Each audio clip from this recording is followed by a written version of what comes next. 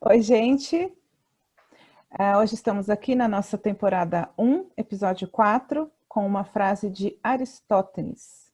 Dri, a frase de hoje é: a dúvida é o princípio da sabedoria. Acho que essa frase, ela resume uma série de coisas.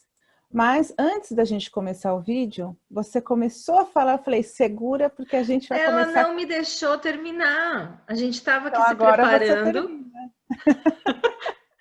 e só por Deus eu vou lembrar o que eu falei, mas não, mas eu tô brincando, gente. Ai, que delícia estar com vocês aqui. Sócrates, sou fã de Sócrates. Aristóteles, Ai, desculpa, Sócrates foi o foi o outro. Mas tudo bem, você é fã dele também. Sou fã. A gente está falando de Aristóteles, então. Muito bem, mas se você não ouviu o nosso episódio de Sócrates, vai lá e assiste que foi o anterior, tá bom? E quando você selecionou essa pergunta e eu fiquei assim, eu falei, nossa, você sabe que as pessoas não gostam de ser questionadas. Você falou que é cultural. É cultural, é impressionante. Eu sempre fui uma pessoa questionadora por natureza. Eu sempre questionei status quo. Eu sempre questionei autoridade. Então, assim, eu não tenho nem tamanho, gente. Eu tenho 1,55 m, E mas, daí, né? mas e daí? Eu sempre fui questionadora de autoridade. Eu nunca deixei que as coisas viessem goela abaixo, sabe? Mas por quê? E me veio uma lembrança muito interessante da época que nós trabalhamos na DHL, nosso querido Marcon. Ele Saudoso. saudoso Marcon. Ele tinha um programa que era conectado na sede da empresa e que era para encontrar os talentos da empresa, e os talentos tinham que responder umas perguntas. E ele chegou para mim um belo dia na sala e só fez assim, com um formulário na minha mão, né? Você preenche isso aqui. E saiu da sala. Aí eu comecei a ler o questionário e tinha perguntas pessoais da minha estratégia, da minha carreira. Eu virei, Marcon, você tem um minuto? Para que é isso? Por que você me deu esse questionário para responder? Aí é que ele foi me explicar, né? Vê? E aí eu saquei, bom, então agora eu sei e consigo responder melhor. Isso, eu estou de acordo com isso e eu posso responder isso de uma forma melhor. Sim. Então, a cultura não está preparada para questionamentos. É impressionante. Os E chefes por acham que quê? tem que ser mando. E por quê você acha que não estamos? Por que que aquele que pergunta é o mala, é o chato, para de perguntar? Será que tem a ver com aquela vida ocupada demais que ninguém tem mais paciência? Ou tem a ver com arrogância? Ou tem a ver com o Não, quê? eu Por acho que que que as tem, pessoas tem, tem têm tanto... padrão de relação de poder mesmo, né? A gente porque isso é um aspecto da comunicação, né? Uhum. Quando a gente fala de comunicação, por exemplo, quando a gente nasce, quem é que ensina as coisas para a gente? Os pais. Eles Sim. têm uma relação de poder e eu tenho uma pseudo-passividade para receber aquilo, né? Aí a gente vai para a escola. Aí a gente vai para a escola, quem é o responsável por passar informações para a gente? São os Professor. professores. Eles têm uma relação de poder com a gente. E a gente meio que é treinado a não questionar. A aula de É. história é isso, o mundo é isso aconteceu dessa forma. Eu lembro que na época que eu estudei, se questionava muito pouco. Quando eu ajudei as minhas sobrinhas a estudarem, porque eu sou professora de toda a sobrinhada. É verdade, a escola já tinha mudado um pouquinho o formato, tinha uma visão mais crítica, os trabalhos Uhum. não era assim, descreva como que é a política na África, não, faça correspondência de como é a política na África com não sei o quê, vai desenvolvendo um espírito mais crítico, e é essa geração que está entrando no mercado. Então, Sim. eu venho de uma geração que a gente, eu na terceira série ainda recebia palmada de régua na mão. A minha geração é isso. Então, eu acho que a gente é treinado para uma relação de poder a assimilar o que é passado e fique quieto, isso está certo. E quem sai desse padrão, como eu disse, eu sempre fui questionadora, é visto como você falou, dos malas. Né? Agora, voltando para a nossa frase, a dúvida é o princípio da sabedoria. O que será que Aristóteles quis dizer com isso? Eu penso que ele quis dizer que quanto mais você quiser saber, mais dúvidas você terá. Porque quanto mais você explora um assunto e vai expandindo, que tem a ver também com outros temas que a gente já abordou em episódios anteriores, mas eu acho que não existe o ter certeza absoluta. Isso não existe. O que existe é desejo de conhecimento. Então, para você começar a ter sabedoria, você primeiro tem que dizer o quê? Não sei. Eu penso assim. Como é que você acha que surgiram? Como é que a ciência evolui? Com dúvidas, questionamentos, perguntas, testes. O mundo, mas por que a maçã cai? Por que a maçã cai? Essa é uma dúvida. Estou lá debaixo e a maçã caiu na minha cabeça. Mas por quê? Isso é uma dúvida. Por que tem dia e por que tem noite? Por que tudo. Por que o pássaro voa? Tem outros planetas. Porque o quê? Porque há outros planetas, porque há estrelas. Essa dúvida é geradora de sabedoria, né? As nossas dúvidas é que geram um movimento para que algo seja descoberto, né? Então, a dúvida é o princípio de tudo. A partir da dúvida, o que eu chamo é da questão, né? Isso serve para qualquer coisa, né? Qual é essa questão inicial? Né? A partir do momento que eu encontro um movimento de tentar entender algo através de uma questão, seja ela qual for, eu tô pronta para me movimentar. Então, por exemplo, mas por que os relacionamentos afetivos são conflituosos? Eu olho para minha história. Mas por que eu repito um determinado padrão de comportamento? Mas por que eu interajo com as pessoas e tenho esse tipo de resposta? É uma dúvida. Exato. Eu estou aberta a essa dúvida?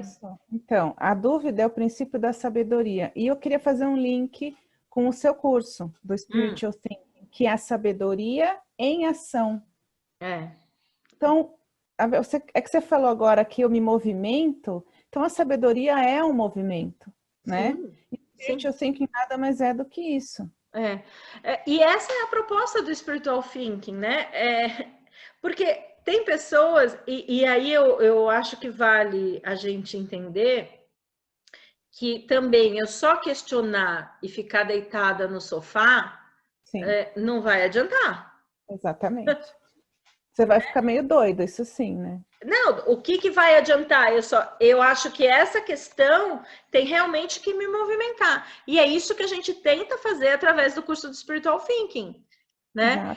Trazer questionamentos. Então, durante todo o curso, porque são 8 módulos, em nenhum momento eu falei para vocês, isto é uma verdade absoluta. Não. E em nenhum momento do curso eu falei, o que eu estou falando para vocês não deve ser questionado, porque isso... É uma verdade absoluta. Não. É uma verdade absoluta. E não estou aqui para convencer vocês de nada. Não, exatamente. Então, parte dessa premissa. O que eu estou aqui aprendam a questionar. Aprenda a questionar quem é você. O primeiro módulo é quem sou eu. Então, eu não estou ali para dizer quem é você, Eli. Não. Eu te dou... Na realidade, o curso ele é inteirinho feito, pautado em perguntas. Sim, exatamente. Ou seja, dúvidas. Dúvidas. Né? Porque você fala, por exemplo, de um pai que ensina uma criança, se a criança aprende daquele jeito, ela vai repassar depois de adulto daquele jeito, e assim vai. e ninguém questiona, isso se transforma numa tirania, né? Num Você mundo... sabe a metáfora do peixe na travessa? Você conhece essa historinha? Não, não conheço. Pode Não, contar. é porque você me perguntou do pai ensina para o filho e eu repito. Então chegou uma neta que a mãe dela estava fazendo. Então tinha uma mãe e uma filha. A mãe estava ensinando a filha a preparar um peixe, porque é assim que a gente faz. Eu estou falando dando exemplo de cozinha, mas pode ser com qualquer coisa. E a mãe falava assim: você tem que cortar a cabeça e o rabo. E a menininha, que é lindo, vira e fala assim: mas por que eu tenho que cortar a cabeça e o rabo? Ah, mas porque eu aprendi assim. E aí a mãe ficou intrigada com a pergunta da filha e foi perguntar para a mãe dela: por que é que tem que cortar a cabeça e o rabo do peixe? Aí a avó da menininha, né, a mãe da mãe, fala assim: é porque eu aprendi assim com a minha mãe, porque ela só tinha uma única forma, que era que dava o tamanho de um peixe para alimentar a família. Então, para caber o peixe, para caber e ter a carne para todo mundo, eu cortava a cabeça e o rabo. Então, olha só isso acontecendo com comportamentos. Quer dizer, essa criança aprende a olhar para os homens ou para as mulheres de acordo com essa visão que ela carrega dentro de casa, né? Só que essa visão, ela é construída muito pequena, Eli. Essa percepção dessas coisas é construída, que a gente fala, de até os 6 anos de idade, entre 3 e 6 anos, é onde a gente cria e enraiza as nossas crenças. E a mente da criança não está preparada para entender como uma mente já formada de um adulto. Sim. Então, eu, adulto, eu preciso me questionar para que eu cresça e me movimente e passe a me permitir enxergar diferente. Né? Hoje eu posso ter uma forma que caiba a cabeça e o peixe, eu posso fazer. Exato, só que como eu aprendi assim e não questionei, eu vou cortar a cabeça e o rabo, mesmo que a minha forma seja imensa. Sim, exatamente. Exatamente. E e isso, por exemplo, eu vivo num ambiente onde a gente sentia que ia faltar comida. Vou dar um exemplo. Tá. Aí você vem de uma ascendência que vieram de imigrantes, que passaram muitas privações. Só que hoje você já teve outras oportunidades, você está bem, você está num lugar confortável, mas você continua reproduzindo um comportamento de escassez. Né? E aí, quando a pessoa não consegue se libertar, né, de valores que trouxeram e que não fazem mais sentido, de repente, na vida dela, mas ela não se questiona, puxa, por que eu estou fazendo isso? Né?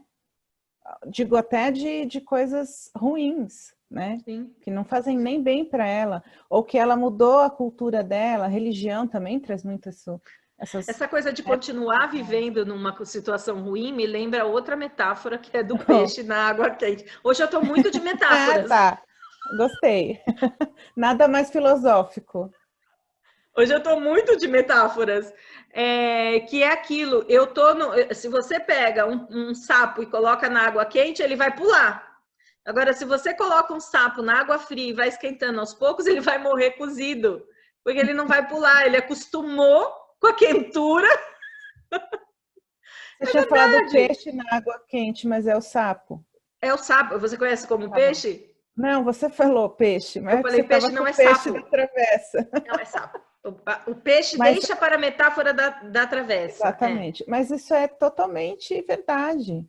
Ele não sabe que não está quente naquele momento, ele vai ficando ali. Aí, como você não duvida, como você não questiona, ele morre porque quem nada questiona morre, né? Por dentro. Seria esse o... Eu acho assim, e aí é uma visão muito pessoal, não estou a fim de falar que é uma verdade absoluta, mas é algo que eu tenho como crença. Eu acho que para eu viver, eu tenho que ter um sentido, né? Para mim, Adriana, eu acho que tem um sentido da gente estar aqui na Terra. tem um sentido. Cada qual com o seu nível de desenvolvimento, como uma outra metáfora, um grande jardim, né? Onde eu tenho os brotos, eu tenho as árvores, as flores já florindo, outras flores morrendo já, e nós somos essas flores nesse jardim, ou futuras flores, ou ex-flores. Então, eu acho que a gente veio com um propósito para cá. E será que eu já questionei? Eu acho que essa é uma pergunta inicial e não é porque eu quero, vamos ficar filosofando. É que isso te conecta com algo muito profundo do seu ser.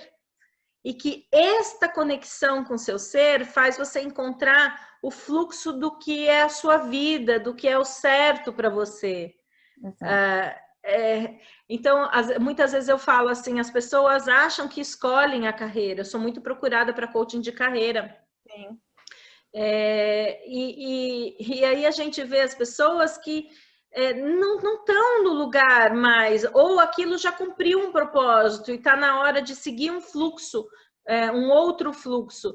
E eu preciso parar e me questionar, né? Qual é o meu propósito hoje? Porque a vida tem ciclos, né? Alguns ciclos terminam e eu preciso saber abrir outros ciclos. Sim. E para isso eu preciso ter um questionamento interno. Porque senão eu me mato dentro de uma organização. Eli, depois é legal você compartilhar isso. Eu me mato dentro de uma organização como o sapo na água que começou a esquentar desde fria até quente. Conta um pouquinho da sua história. É claro que a gente não desmerece esse caminho. Em nenhum momento a gente desmerece. Depende de como você o trilha, né?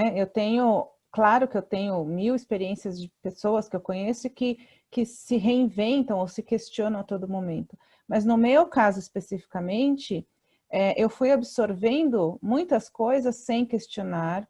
Quando eu fui questionar para mim mesma, eu descobri que eu não estava mais feliz.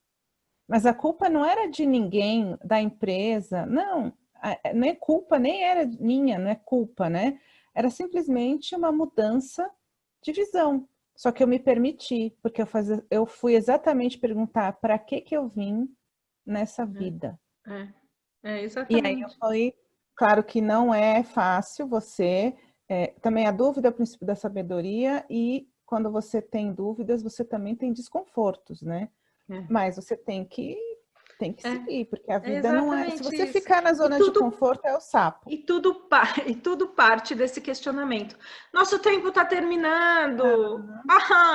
Gente, adorei estar com vocês aqui. Aristóteles, temporada 1, episódio 4, a dúvida é o princípio da sabedoria. A gente falou sobre isso, então se você curtiu, qual é a questão que está te movimentando agora? Escreve aqui porque a gente quer ouvir. E assina o nosso canal. Meu canal é Adriana Vico, meu canal no YouTube, e o seu? Eliana Leite. É isso aí. Gente, amei estar aqui com vocês. Um grande beijo. Beijos. Tchau, tchau.